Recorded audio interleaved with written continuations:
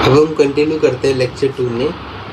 अभी हमने पढ़ा था फॉर्मल लैंग्वेजेस के बारे में, ठीक है। Regular language, context free language, इसे शॉर्ट फॉर्म में देखो RL भी बोलते हैं, इसे CFL बोलते हैं, ठीक है, इसे CSL बोलते हैं एंड इसे हम REL बोलते हैं।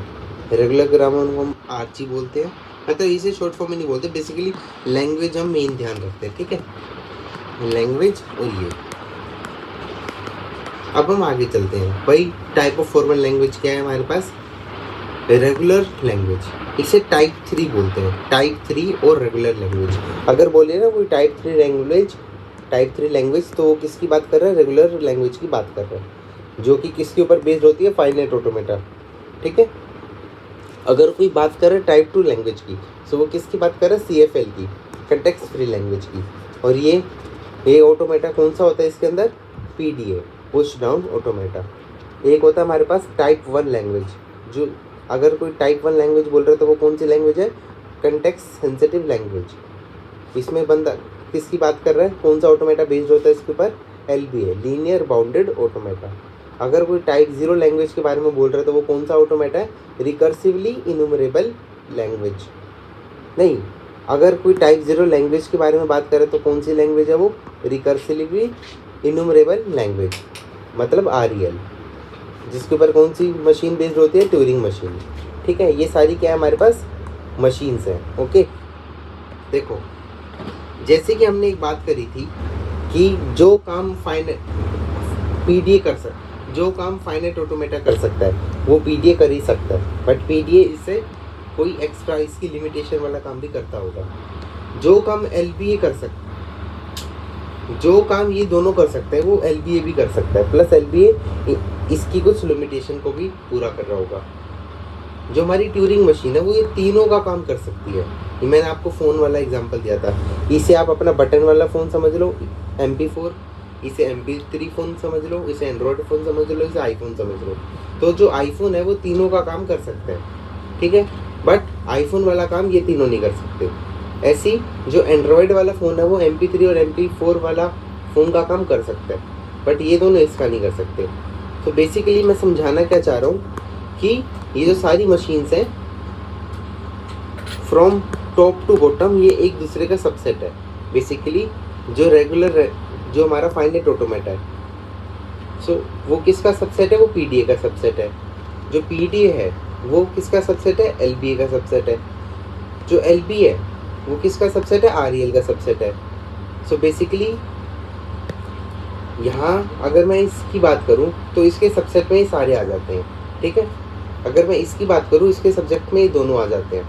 अगर मैं इसकी बात करूँ इसके सबसेट में ये आ जाता है और इसके सबसेट में कुछ नहीं आता। ऐसी लैंग्वेज में होता है। जो हमारी CFL लैंग्वेज है उसके सबसेट में ऊपर वाली लैंग्वेज आएगी आएगी। जो हमारी CSL लैंग्वेज है उसके सबसेट में दोनों लैंग्वेज आएगी आएगी।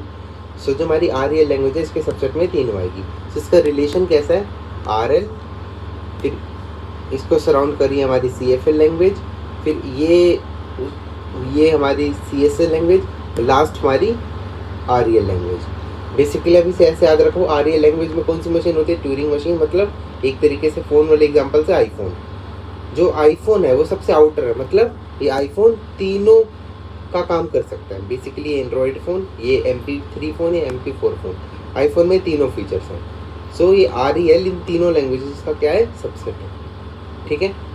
तीनों लैंग्वेजेस की सबसेट है, ठीक है। ऐसी CSL, CFL, RL। आप रिलेशन समझ गए होगे, ठीक है। रिमेंबर यही कि type 3 language is subset of type 2, type 2 is subset of type 1 and type 0, type 1 is subset of type 0।